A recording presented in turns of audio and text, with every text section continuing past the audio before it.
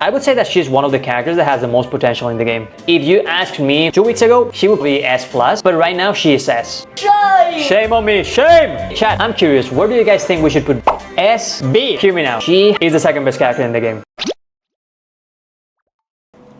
How is this gonna work?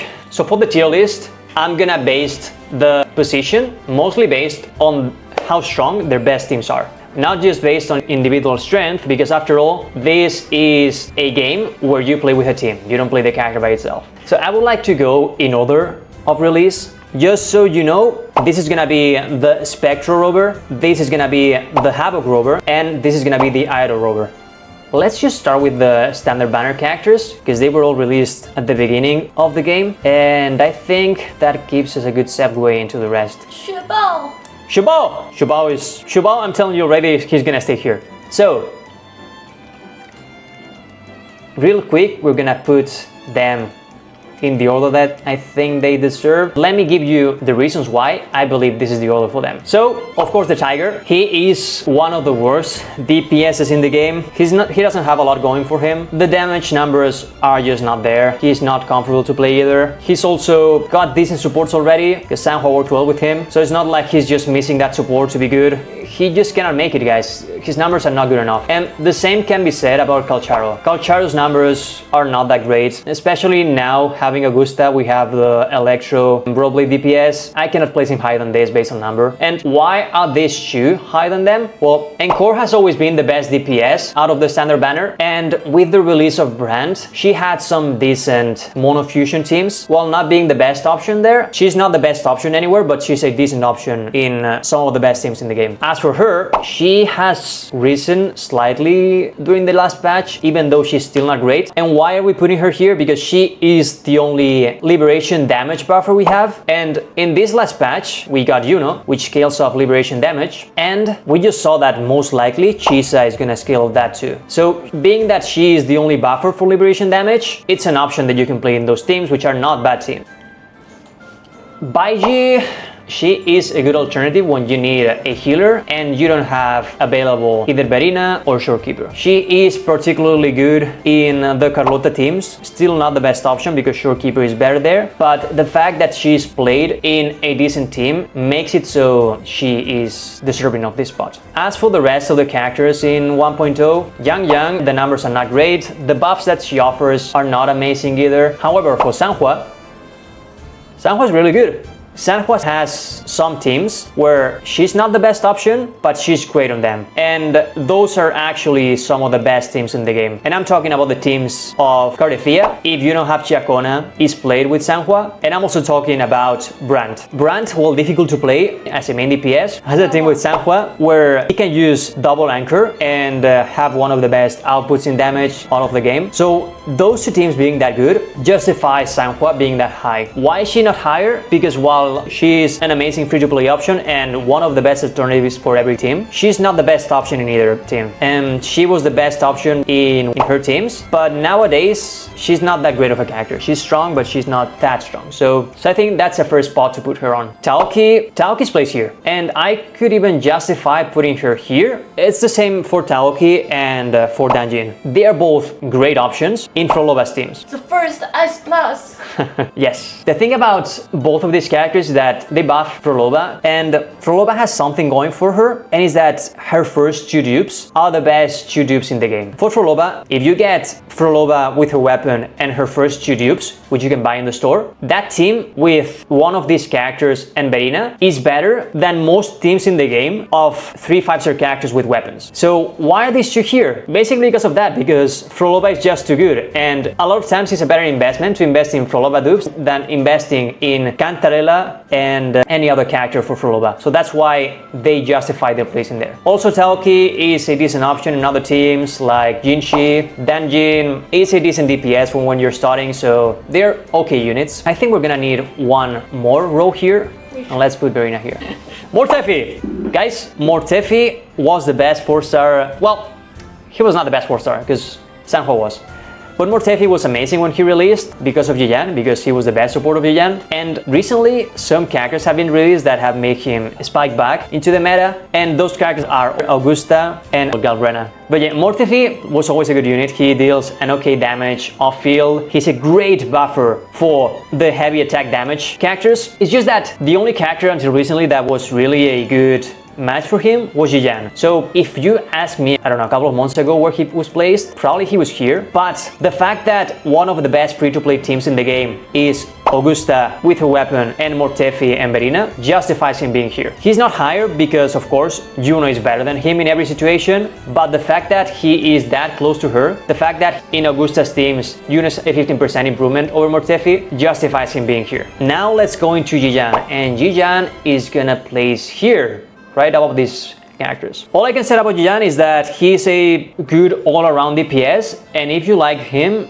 he can clear, I think, all of the content in the game. I don't know about the last two towers, the last two floors of the towers that they added recently, but he's a really good character in the Wuthering Waves. He's a really decent character in the tower, and he's a really okay character for the holos. So overall, he's a character that performs well. He plays really well again with Mortefi and with Chiacona, but the damage is not as good as other Aero characters that we have nowadays. So he just stays in a solid A. He's good, he's just not amazing. And if you get him, you're not gonna regret it, but if you don't like him, I would not recommend pulling for him. Guys, this is gonna hurt me, but Jinlin has to go in here. Jinlin is the worst promotional character in Wuthering Waves right now, and it hurts me pretty badly because I started playing Wuthering Waves because I like her. The bad thing about her is that, first of all, she doesn't work well with great characters. She is the best support of Xiangli Zhao, but Xiangli Zhao is not that amazing of a character to begin with. And the worst thing about her is the fact that she is awful in the Wuthering Waves because the marks that she applies disappear when the enemies die. So if those marks just passed on to the next wave of enemies, she will be an okay character. But the fact that they don't make it so she is super uncomfortable to play, her buff is not that strong, her numbers are not that strong. You can really tell that she was a character that was designed in version 1.0 because they were still trying to figure out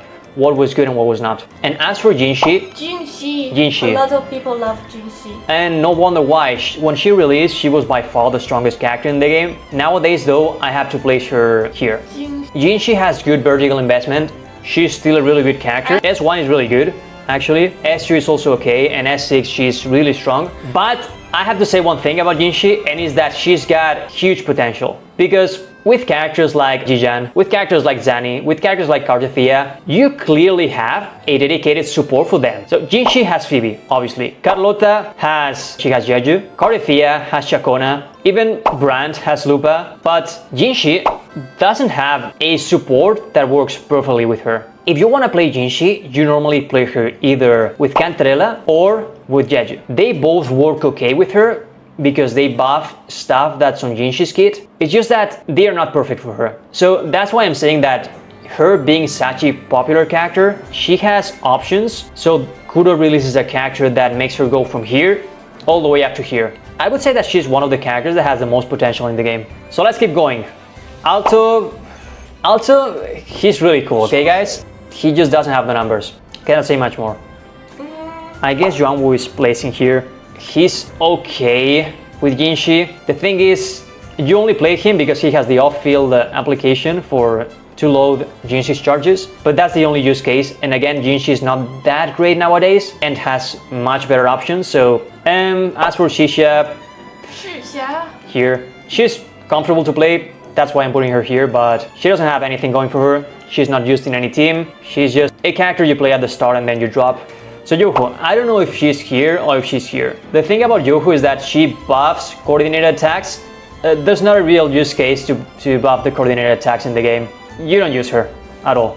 I don't think she's as bad as these two guys. I think you can use her if you don't have anything else, so I would play her in Z. And then the last 4-star is her. It's the same situation as with Yuanwu, but I think she's a bit better. You can use her with Jinshi. It's not terrible, but that's the only use case I would say. I cannot think about another one, chat. But she's definitely not better than Jinlin, so let's just put Jinlin in here. I think she kind of deserves it. Okay, now we are finally done with the 4 stars from from the whole game, because there was no 4 stars in the version 2.0. Bullying is the first one that we're getting. That's interesting.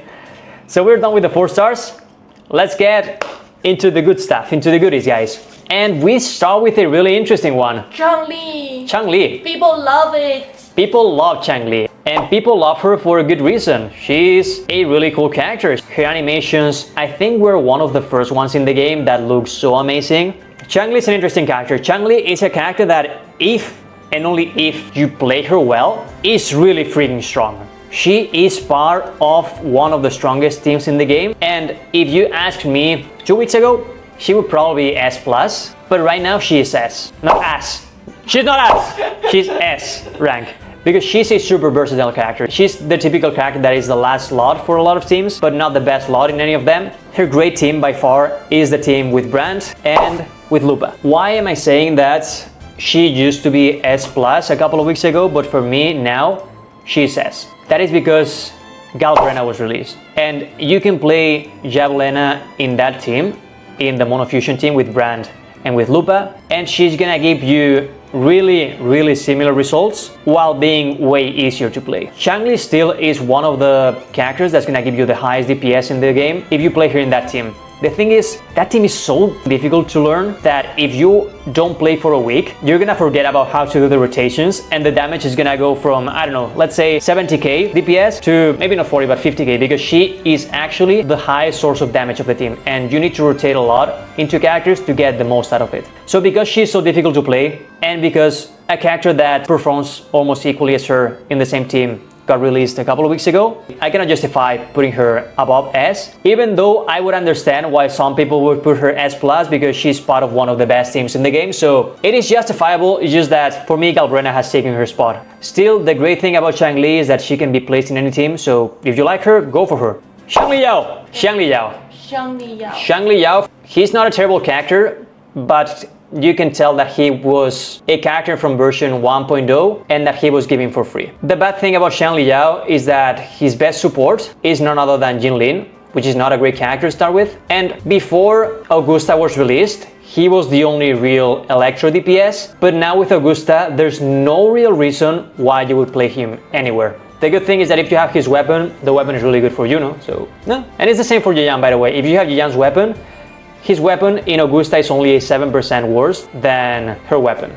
So let's talk about Camellia now. Camellia is basically in the same situation as Yayan. She is still good everywhere. She's actually really good in the Wuthering Waves. She suffers a little bit in the tower, and her damage output is not that amazing nowadays. She's good, you can clear the content with her, and her first 2 dupes are really strong, so if you want to invest into her, go for it. Also good about her is that the standard banner weapon is almost as good as her weapon. Her weapon is an 8% better than the standard banner weapon, so it's a great free-to-play option, because one of her best teams is with Verina and with Sanhua. So if you're a starting player, she's a good character to start with. She's also super comfortable to play, but the damage output, especially now that we have Frolova, doesn't justify me putting her above this. Okay, let's go now to Shorekeeper.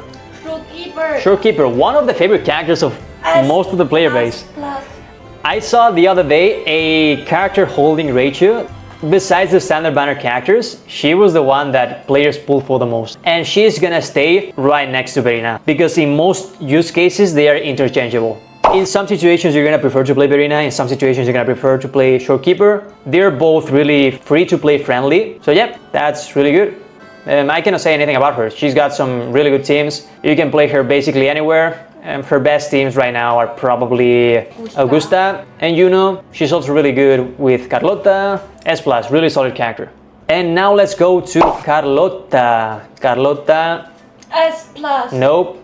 Oh. Carlota is gonna go into S, unfortunately. Shame on me, shame! The thing about Carlota is that while she is stronger than the 1.0 characters, something that's lacking her a lot from other characters is that her support is Jeju. And Jeju is not a really strong character. Shame! Come on, she's one of my favorite characters. It hurts me to put her in here. As one thing that I said about Jinshi is that I'm hopeful that she's gonna get a support soon. Jeju seems like she's made specifically for Carlota. It's just that she's not that good. and the fact that she's not that good lacks the chance of Carlota of being great. She's one of the most comfortable carries to play. Her animations are amazing, I just love her, but neither her dupes not her supports make her stand out that much. You can clear the tower with her still, but I cannot push her above the rest of the carriers which are coming now. Rochia. The thing about Rochia is that Sanhua exists. Rochia is supposed to be better Sanhua, but in reality the teams she's made for don't want to have her on the team. When you see Frolova's kit, you may think, okay, Rochia is perfect for her, right? No! Actually, playing Verina with Frolova is better than playing it with Rochia. The best team of Rochia still nowadays is with Camellia, and Camellia is not that amazing of a character, and Rochia in her teams is not that much better than Sanhua. So I consider Rochia to be the second worst promotional character in the game after Jinlin. She's comfortable, she's good in the Wuthering Waves, but she's so bad in the rest of the endgame modes that I cannot put her higher than this. Phoebe. I think you're gonna go here, maybe even here. And when we talk about Phoebe, we need to talk about Zanny. And I'm doubting about putting Zanny here or here. The Phoebe should be S+. She is the best support of one of the best characters in the game, which is Zanny. So Phoebe is actually a pretty bad DPS on field. She is at the level of Shangli Yao. The thing is, she is the perfect support for Zanny. She applies a lot of Spectral Frazzle, which is exactly what Zanny needs. And you can, but you should not play Zanny without Phoebe. They are basically best friends. The thing is, you should not pull for Zanny if you don't have Phoebe. You're saying, if you don't have her premium team, she's way lower. Yes, but the thing is, Zanny's premium team is cheaper than most premium teams. Most premium teams want 3 5-star characters, but she only wants Phoebe. The other character is the Rover. But yeah, Phoebe deserves to be in here just because she's the best support by far for Zanny, and Zanny is one of the most versatile and one of the strongest characters in the game. Cantarella. Cantarella goes here. And I'm gonna talk about Cantarella with Frolova. Frolova is, in my opinion, the best character in the game. And you may be wondering then, if Frolova is the best character in the game and her best support is Cantarella, why is not Cantarella here or here? Well, the thing about Frolova is that her first 2 dupes are so freaking strong that you prefer to go for Frolova S2 and playing her with one of these 2 guys and Verina than pulling for Cantarella. Still, of course, if you go for her S2, Cantarella is still amazing. Cantarella is also really good to play with Yinchi, so that's another option if you pull for her. But the thing about Frolova is that she's so versatile. She's by far the best character in the Wuthering Waves. She is one of the best characters in the Hollows, if not the best. And she, while not being the best, she is really strong in the tower. So she's basically strong in every single game mode the game has. And not only that, she's also super comfortable in the overworld. She just has upsides, guys. She doesn't have any downsides. She's more free to play than most of the 5-star characters and better than, in my opinion, all of them. So Frolova gets the crown for the best character in the game. And that's all I can say about her. Maybe somebody disagrees in the comments. Chacona.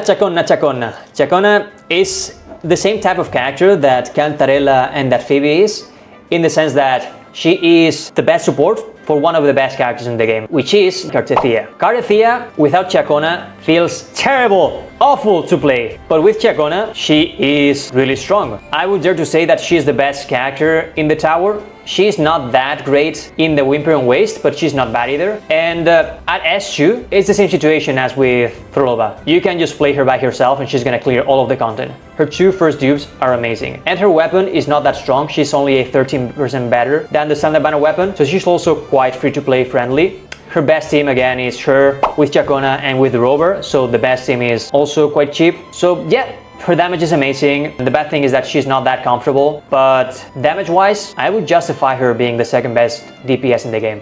Brand. Where should we put Brand?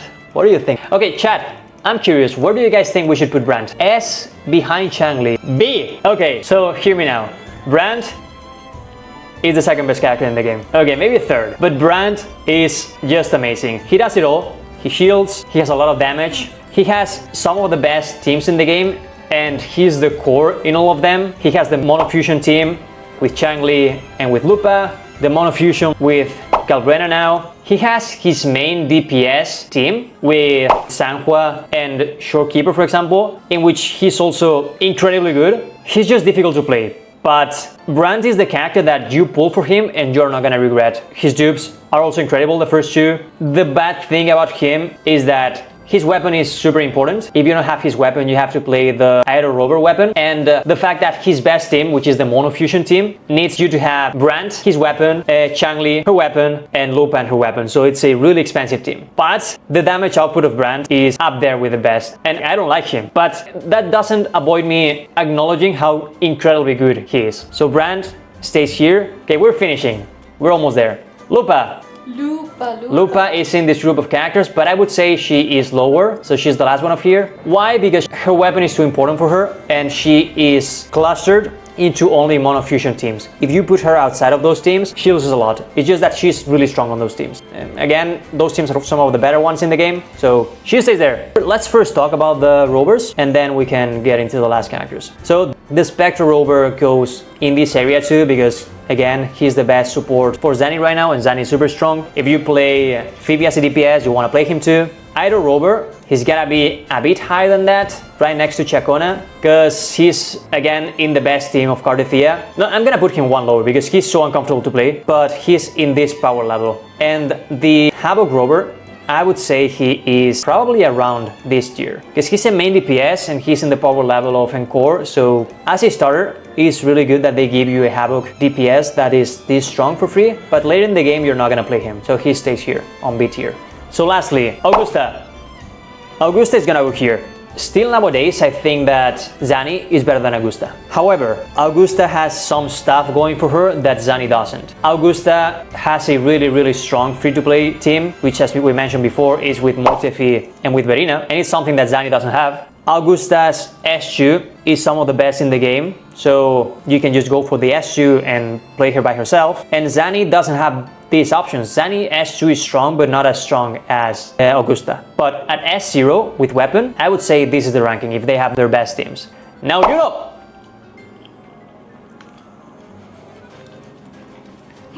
No, she's not that strong. Unfortunately, I would love her to be that strong, but she's not. I would say Juno's here. And you may be thinking that that is too low, but as I've mentioned several times, the difference between Juno and Mortefi is high, but not that high. So for example, for the rest of the DPSs, if you don't have their specific supports, they lose a lot. If Augusta doesn't have Juno, she doesn't lose that much because Mortefi is a good replacement. Besides that, her as a DPS is not as strong as these characters, and her first two dupes are more support dupes than DPS dupes. The third one though, she's really strong, but you have to go 3 dupes into her for her to be strong as hell. So while being my favorite character in Wuthering Waves, I think she stays in this position. Actually, look, my 2 favorite characters in Wuthering Waves are together. Shame! Okay, let's do something. Can you add... Yes.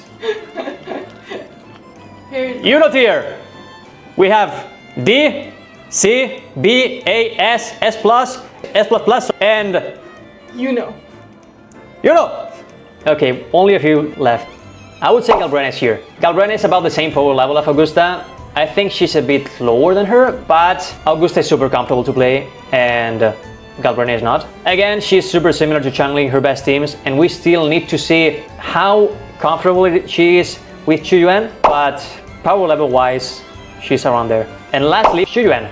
And Chuyuan will probably be around here. The thing with Chuyuan is that he buffs the eco damage, and that's made for Galbrena, but Galbrena has mixed damage. She has heavy attack damage and eco damage, so it is not a perfect synergy. And we don't have other characters that benefit that much from this, because you may think Frolova. No, Frolova, when she comes out of the field, the buff that Chuyuan gives her is not applied, so that lowers the ceiling of Chuyuan a lot for now. Maybe in the future, but for now, he can only stay there. And now we have to do predictions about Chisa, because we kinda know what she's gonna do because of the eco, as we mentioned before. So this eco gives us a peek on what she may do, and she scales of liberation damage. She is a DOT character. So if she is a DOT support, in my opinion, she will be here, because she is the best support for 2 of the best teams in the game, which none other character has. If she's a DPS, We honestly cannot know. We don't have anything that buffs liberation damage, as I said before, so probably she will be more in this area, of course without knowing the numbers, but bullying we know nothing. So this is basically our tier list. Let me touch it a bit so it is ordered. So we have 3 on top, I guess that's fine. Here, I guess we can place him here, place her here, so maybe put him here. Nah, I think he's better than the rest of these characters, so I cannot put him lower than that. So yeah, this is our tier list. Of course, Yuno on top, Yuno with the rank. Then S plus we have, in my opinion, the best 3 DPS in the game. Then we have the S plus characters. Then in the S are the best supports for most of these characters, and some DPSs that are not that strong nowadays. Then we have the DPSs that lost a lot of their damage in 2.0 and some decent supports. Then we have characters that are not really that strong, not worth pulling, and these, they are just bad. So yeah, let us know guys what you thought about the tier list, if you would change anything, if you think this is correct, you agree, you disagree. That was the tier list. I hope you had fun. So thank you so much. Bye bye.